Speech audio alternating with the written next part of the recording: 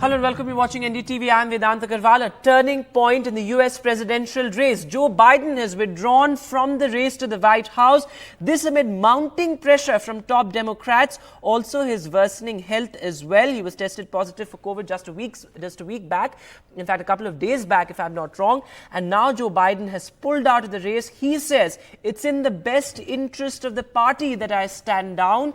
And of course, top Democrats had called for this. In fact, former US President Barack Obama had also recently joined the chorus demanding Joe Biden to, in a sense, withdraw from the race. And there's not going to be a direct contest between Donald Trump and Joe Biden after Joe Biden has now withdrawn from the race. So two absolutely unprecedented developments in the US presidential race. First, of course, the assassination attempt at Donald Trump, and now Joe Biden deciding to pull out of the race. My colleague Vishal Vivek now joins us live. Vishal, so what are going to be the implications of this? And take us through, why perhaps he quit or, pulled out of the race, because top Democrats had demanded the withdrawal, Joe Biden to withdraw from the race. That is right, Vedant. So top Democrats, including Obama, Pelosi, Peter Welch, and Adam Schiff. Adam Schiff was particularly, he was a close ally of Biden. Even he last week had, cornered Biden and said that, it's time to step aside. And that's what he has done. So I would read out what Joe Biden has exactly tweeted, posted on the X website. He has said that it has been the greatest honor of my life to serve as your president. And while it has been my intention to seek election, I believe it is in the best interest of my party and the country for me to stand down and to focus solely on fulfilling my duties as president for the remainder of my term. So he will continue as the president till November is when the election will be held. So he's not stepping down as the president, but he has stepped away from the race to the new, to the new term, to the new elections, which will be held in November. It was already, the run-up to the elections was not as exciting as people had expected because, Trump was going ahead of Biden, and Biden had been, mumbling and fumbling his way through all the speeches and all the debates. So the race was already quite tilted in Trump's favor, even though the polls were still suggesting that it's a sort of a neck and neck race, other than the battleground states where Trump seems to be leading in about 7 states. So now all of that is in the past now. Joe Biden is out of the race. So the question is who next? So a lot of the experts have said that Kamala Harris would be the next one in the line who will be considered. But as we've been discussing that even Kamala Harris is not very popular in the US. We have to mention that she is of Indian origin. So there will be a lot of interest if she is given a go-ahead to stand up against Trump.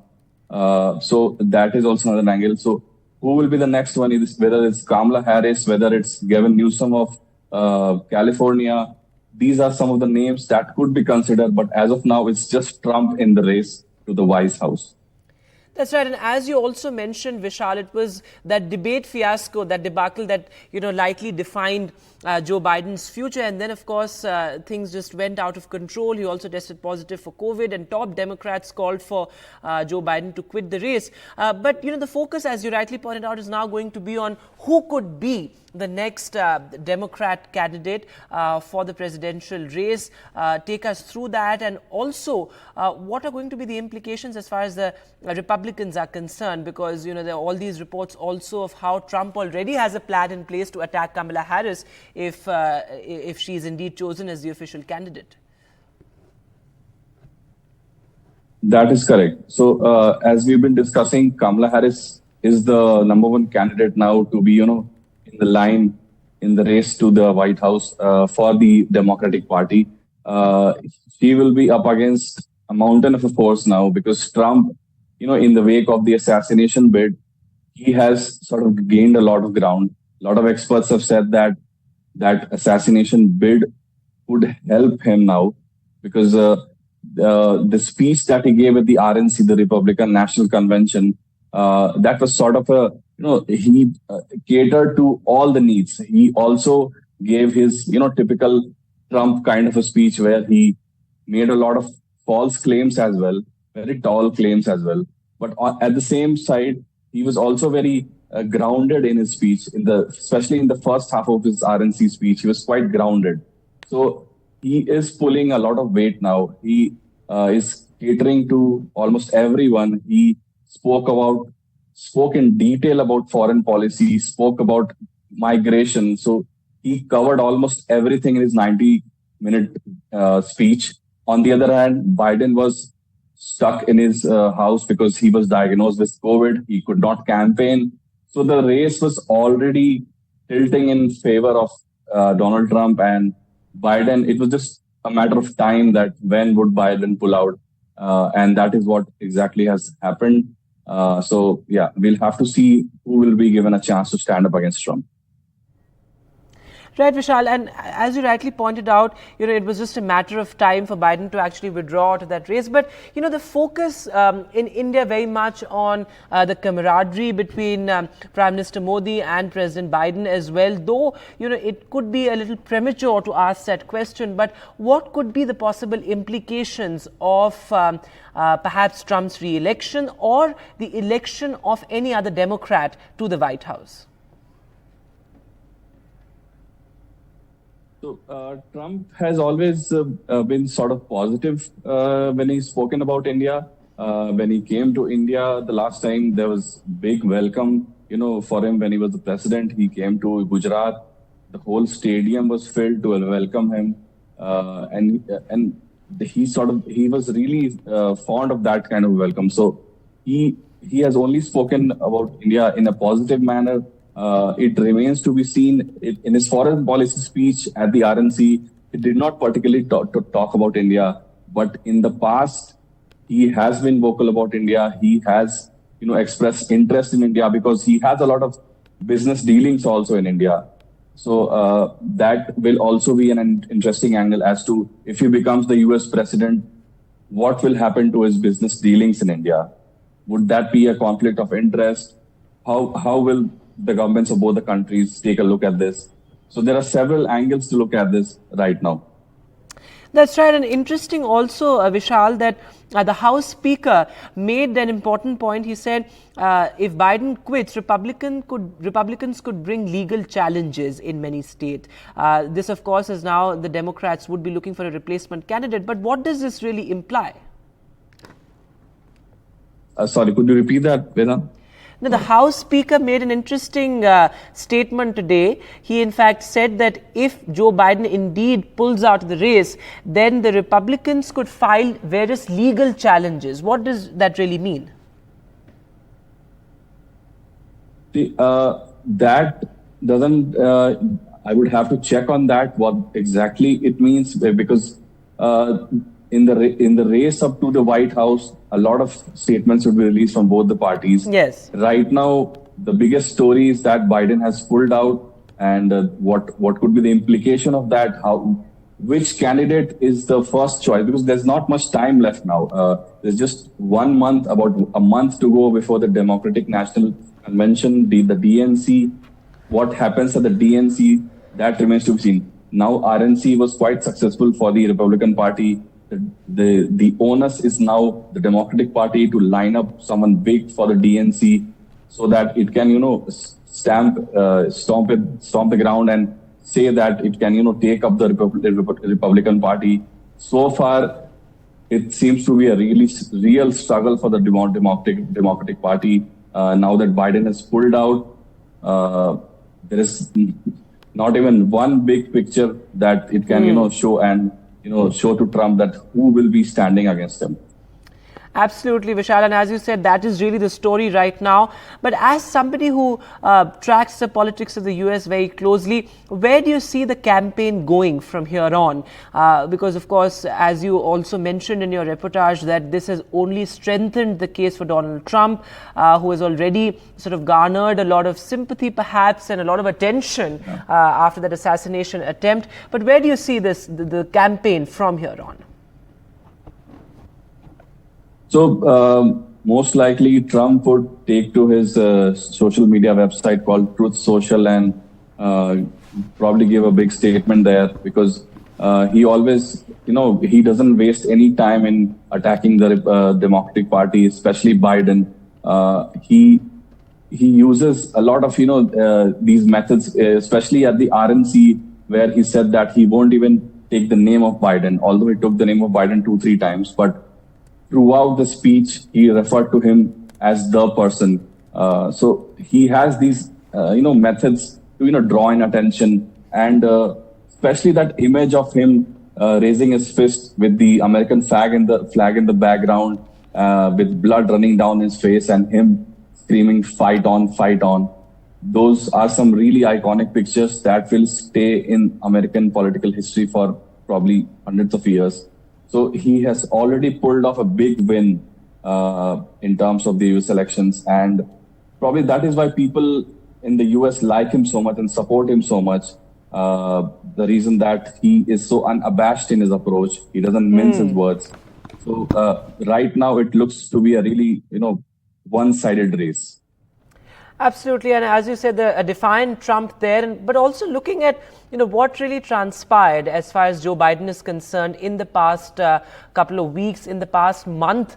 Perhaps it was that disastrous debate performance that had likely defined Joe Biden's political future, and after that, his uneven public appearances and some sort of concerns among the voters as well that he's simply too old to serve in office for too long. That is true. So a lot of videos of him had gotten viral in the last 1 or 2 months. Some videos showed him, walking around sort of clueless, even though the Democratic Party has come back. They came back and said that those videos were doctored and, doctored in the sense to portray a picture that he's not well, but that's not the case. He's doing well. That's what the Democratic Party had been saying. But there are a lot of videos of him doing those gaffes and, generally appearing clueless. So how much can you cover? I mean, there were way too many mistakes, way too many gaps. He referred to Kamala Harris as Vice President Trump in his speech. He referred to Volodymyr Zelensky as President Putin in his speech. So there were way too many big gaps right when the calls were starting to happen. So these concerns were always going to, amount to this. Right. This is a culmination of all those mistakes, and this was bound to happen. So many faux pas there for President Biden there in the past 1 month. But as Vishal is reporting, it was just a matter of time. But nevertheless, a huge turning point in the race for the White House. This remains our top focus on NDTV. For now, we'll take a quick break.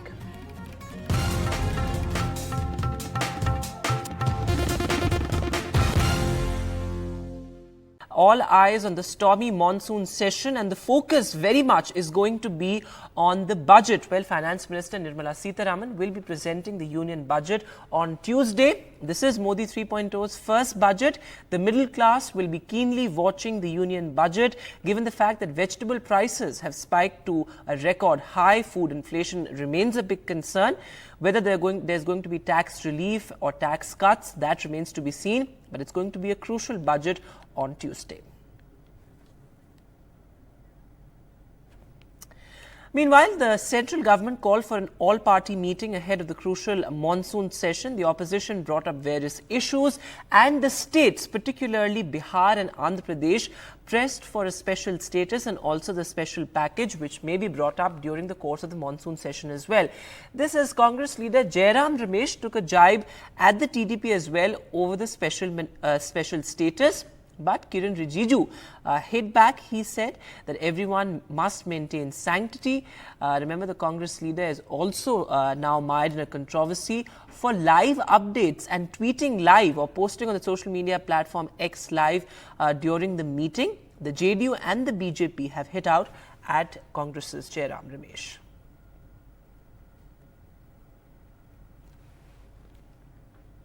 And the all-party meeting was crucial in more ways than one. The opposition brought up various issues. The opposition may raise NEET as well as the Manipur issue in Parliament as well. But the big point of contention remains the Deputy Speaker's post, which was raised by Gaurav Gogoi in the parliamentary meet there as well. Take a look at this report. The customary all-party meet ahead of the budget session. Defence Minister Rajnath Singh chaired the crucial meet with 44 parties participating. TMC leaders gave it a skip, choosing instead to attend the Martyrs' Day rally in Kolkata. While the government reached out to the opposition to ensure a smooth and productive budget session, the opposition in turn said it would cooperate if the Treasury benches listen to their demands. Rajnath Singh ji ने appeal किया है, जब senior leader हो या कोई भी member जब लोकसभा राज्यसभा में बोलते हैं तो हम उसको व्यवधान ना करें, डिस्टर्बेंस ना करें. इंपॉर्टेंट बिल्स, लेजिस्लेशन कोई भी होगा, हम लोग चर्चा करेंगे. Are we expecting a smooth session this time? No, it is depend upon the treasury benches. Whatever stand they are taking. Demands for special category status were also raised at this meeting. The JDU and LJP and RJD raised the issue for Bihar. The Biju Janata Dal too sought a special package for Odisha. यहाँ पर हम लोगों ने बिहार को special category status का demand we have been raising for long. तो हम लोग जरूर अपेक्षा करता है कि बिहार को मिलना चाहिए. Biju Janata Dal has demanded for special category status for Odisha. YSRCP too demanded a special category status for Andhra Pradesh. It also questioned TDP for not bringing up the issue at the all-party meet. Basically, the first foremost demand is a special category status, which was promised by both BJP and the Congress on the floor of the House. These are all fake allegations, fake numbers that are being put across. We want, our Chief Minister wants discussion in State Assembly, which is going to start from tomorrow. If any of these issues they want to raise, they can raise in the State Assembly. Instead of raising it in the State Assembly, they are running away from the issue. Uttar Pradesh government's directive to eateries on Kanwar Yatra route also came up. The Samajwadi Party, Aam Aadmi Party and Janata Dal United brought up the issue. Kanwar यात्रा के पथ पर नाम लिखने के लिए आदेश दिए हैं. नाम आप जानते हो, नाम से मुसलमान पहचान लिया जाएगा. कोई उनकी दुकान से कोई खरीदेगा नहीं, खरीदेगा भी तो ये भी क्या गारंटी है कि उनका दुकान लुटने से बचेगी. हमारे पार्टी का मानना है कि धर्म और जात के नाम पर विभेद नहीं करना चाहिए, उससे दूर रहना चाहिए. समाज में वातावरण सहिष्णु रहे. आपने आदेश जारी कर दिया, नेम प्लेट लगाना होगा, तो मुसलमानों के खिलाफ जो दुर्भावना है वो भी है. इसके साथ साथ दलितों, पिछड़ों, आदिवासियों, इन सब की भी जो दुकानें हैं वहां से भी उनका भी धंधा बंद करने की कोशिश है. Sources said that political parties from India bloc also sought the Lok Sabha deputy speaker's post, to which no assurance was given by the ruling party. परंपरागत रूप से सर्वदलीय सभा होती है कि जिससे हम सदन की कार्रवाई और विषय उठा सकें और कार्रवाई शांतिपूर्वक चल सके. पर अब तक का अनुभव तो यही है कि किसी भी हालत में भाजपा यहाँ बात कुछ करती है और सदन के अंदर उल्टा आचरण करती है. The NEET row is also high on the opposition's agenda. Political parties are all set to corner government on the issue yet again. The main issue raised regarding the NEET examination. The AIADMK party is against the NEET examination for admission to the MBBS courses. NEET के मामले में सरकार ने अपनी भूमिका स्पष्ट की है, कड़े से कड़ी कार्रवाई हो रही है और बच्चों का भविष्य बिगड़े न, उनका नुकसान न हो, इसके बारे में सरकार पूरी तरह से गंभीर है. With the opposition parties putting up a strong stand by uniting together and raising various issues at the all-party meeting, the government had stated that they are ready for any sort of discussions, but under the prescribed rules. Now it remains to be seen that whether we will see a smooth budget session ahead or a disruptive one. This is Aishwarya Jain with the journalist Ashok Mahale for NDTV in Delhi. So the government's bid to take a conciliatory approach remains to be seen whether it's going to be a stormy monsoon session. But news now from Mumbai. Heavy rains across the city. In fact, waterlogging and an inundation in parts of Mumbai as well. This is a heavy rain alert has been issued for the city for the next couple of days as well. There you can see those dramatic visuals coming in of people having to wade through knee-deep water, waist-deep water in some parts of the city as well. Not only were rail and road traffic hit, but also flight operations. This as various airlines issued advisories for passengers to reach the airport ahead of time, given the heavy rain alert. It's expected to rain heavily in the coming days. Moving now to news from Haryana. Well ahead of the controversial Braj Mandal Yatra, the state administration and the police are on alert. In fact, security has been ramped up in Nuh and internet services have been suspended as well. Remember, there were violent clashes last time around. In fact, it was last year when those violent clashes broke out because of the Yatra. And now police has made sure that there's heavy security across Nuh and that the Yatra is taken out with absolute security and complete peace. In fact, Haryana Chief Minister Nayab Singh Saini has also appealed to the people. Take a look. हमने उसके लिए ये अधिकारियों को भी सचेत किया है और मैं सभी लोगों से एक अपील भी करना चाहूँगा। ये धार्मिक कार्यक्रम है, समाज के अंदर हम सब मिलकर के रहते हैं। ये लंबे समय से ब्रजमंडल की यात्रा हमारे जो मानने वाले भगवान श्री कृष्ण को, क्योंकि भगवान श्री कृष्ण की वो धरा रही है और उस ब्रजमंडल के अंदर वो आस्था से जुड़े हुए लोग हैं, तो उनकी यात्रा वो निकलती है। मैं सभी से कहना चाहूँगा, मैं वहाँ के लोगों को भी कहना चाहूँगा कि इस यात्रा में सहयोग करना चाहिए। करीब 2000 लोगों को इस यात्रा को सफल बनाने के लिए हमने डिप्लॉय किया है, जिसमें CAPF के जो RAF कंपोनेंट है, उसके अलावा IRB की 3 कंपनियां। इसमें हर प्रकार से जो नई टेक्नोलॉजी, ड्रोन टेक्नोलॉजी को हम यूज़ करेंगे, जो कि आसमान जिसकी आप बात कर रहे हैं उसके थ्रू हमने कॉम्बिंग भी कराई है। आज भी पूरे रूट को हम कॉम कर रहे हैं उसके थ्रू। मुख्यतः 23 जगह हमने कुल मिलाकर बड़े और छोटे नाके रखे हैं और सख्ती से इन नाकों पर वीडियोग्राफी होएगी और सख्ती से चेकिंग भी होएगी। And moving now to news from Bangladesh, the latest on the protests over the reservation row. Well, the important development has been that the Supreme Court of Bangladesh has decided to scale back the reservation that was announced for war veterans or the families of the war veterans. And now that 30% reservation has been reduced to over 5%. Well, as the protests continue, the Ministry of External Affairs here in India has said that as many as 4,500 Indian students have returned home. Mohammad Ghazali with the latest. 4,500 Indian students have returned to India. That also includes 500 students of Nepal, 38 of Bhutan, and 1 of Maldives. But as far as the first question is concerned, that certainly Supreme Court has scaled down the quota for those war veterans. It has brought it down to the 5%. But the bigger challenge for Sheikh Hasina government will be how to restore normalcy now, because there is certainly a trust deficit between the anti-quota group and the government forces, and this entire movement, this entire anti-quota protest has suddenly or slowly turned into an anti-Sheikh Hasina movement. So this is something where there is a credibility crisis for the Hasina government in Bangladesh, and for that, to control it and to ensure that despite the Supreme Court's order, now the bigger challenge will be how to bring normalcy or to restore normalcy in the entire country. And with that, we'll take a short break now, but news continues on the other side.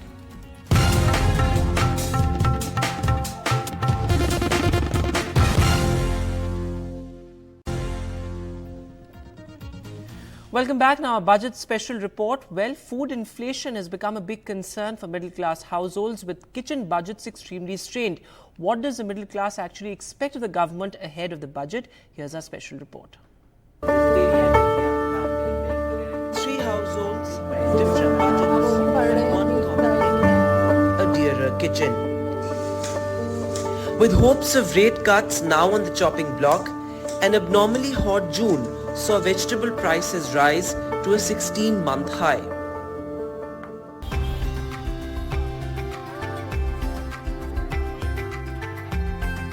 As prices turn red hot, tomatoes are making 2 meals a day bitter for the pocket. What cost 50 rupees a kg just a month ago, the red gold crop, living up to its name, now costs 120 rupees a kg in many cities. Even in upper middle class households of Delhi, many like Neelu are looking for alternatives to fresh tomatoes. कई लोग तो readymade puree use कर लेते हैं कि चलो थोड़ी सी बचत हो जाए, लेकिन वो भी हेल्थ के लिए ठीक नहीं है, उसमें भी केमिकल्स होते हैं, उसको प्रिजर्व करने के लिए वो लोग केमिकल्स डालते हैं। और हमें कुछ करना हो तो हम भी प्यूरी बना के रखते हैं। प्यूरी बना के रखते हैं? यस, टोमेटो क्योंकि इतने कॉस्टली हो रहे हैं, टोमेटो के रेट इतने बढ़ रहे हैं, तो प्यूरी बना के रखनी पड़ती है। But it's not just the tomatoes. From onions, potatoes to peas and cauliflower, vegetables staple to a regular Indian diet have become a luxury in middle-class homes. Prices of these vegetables have more than doubled in just a month.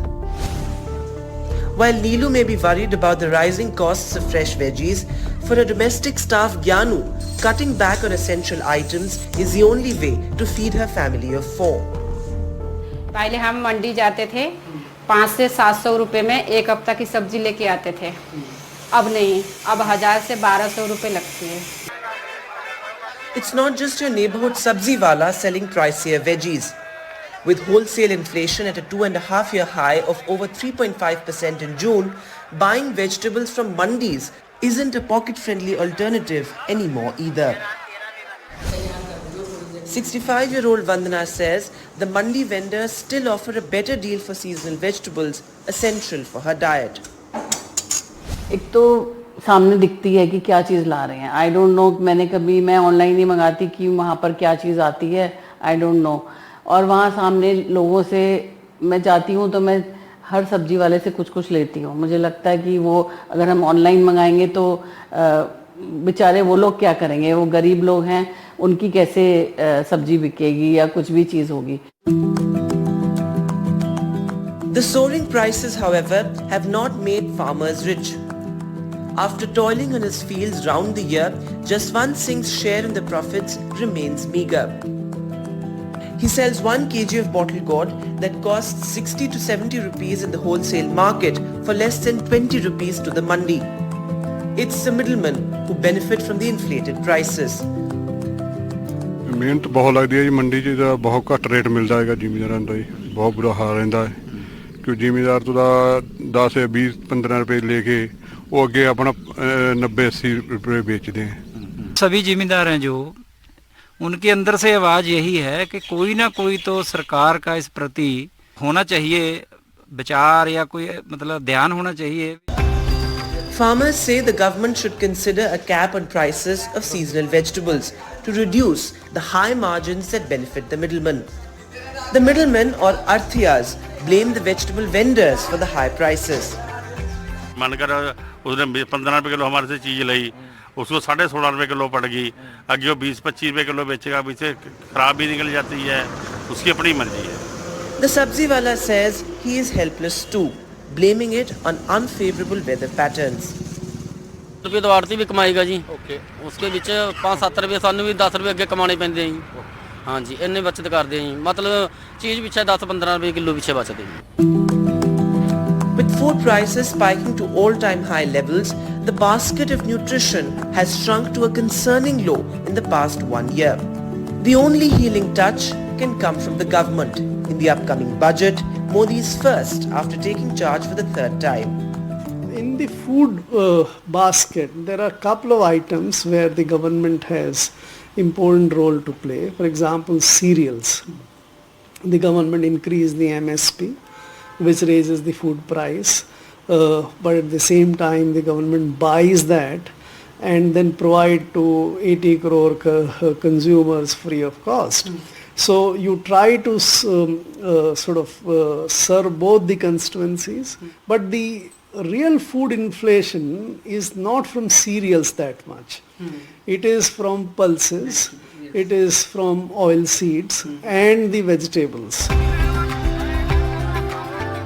As vegetables become forbidden fruits for people, the middle class with strained kitchen budgets will be watching the finance minister keenly next week. With Gurpreet Singh Cheena in Punjab and camera person Azam Siddiqui, Vedant for NDTV. And moving now to the big political headline, well, the BJP has kicked off its Maharashtra campaign with Amit Shah's Pune rally. And he said that the BJP is pro-Maratha quota and Sharad Pawar is against it. In fact, the Congress has now responded to this as well. Take a look at how that political flashpoint played out. अपने आप को बाला साहब का वारिस कहने वाले उद्धव जी कसाब को बिरयानी खिलाने वाले लोगों के साथ बैठे हैं। उद्धव जी, याकूब को छोड़ने की गुहार लगाने वाले के साथ आप बैठे हो। जाकिर नाइक को मैसेंजर ऑफ पीस बनाने वालों की गोदी में उद्धव जी आप बैठे हो। पीएफआई को सपोर्ट करने वालों की गोदी में उद्धव ठाकरे आप बैठे हो, और संभाजी नगर का विरोध करने वाले की गोदी में उद्धव ठाकरे आप बैठे हो। आपको शर्म आनी चाहिए।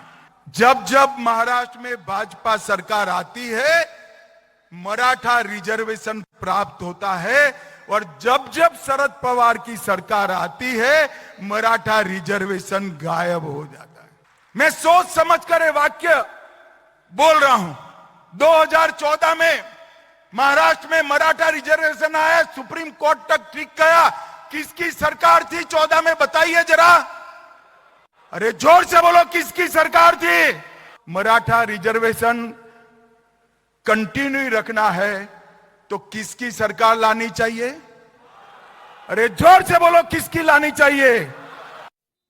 ये सुन के मुझे हंसी भी आई, क्योंकि जिस सरकार में श्री अमित शाह जी है, उसी सरकार ने, वो जब मोदी सरकार थी, अभी तो यूपीए एनडीए सरकार है, पहले जब मोदी सरकार थी, उसी मोदी सरकार ने शरद पवार जी को पद्म विभूषण से सम्मानित किया था। तो एक बार तय कर ले बीजेपी कि शरद पवार है क्या। और वो 12 के 12 डर्टी डजन जिनके पे भ्रष्टाचार के आरोप भारतीय जनता पार्टी ने किए थे, वो सारे आज महाराष्ट्र में मंत्री है।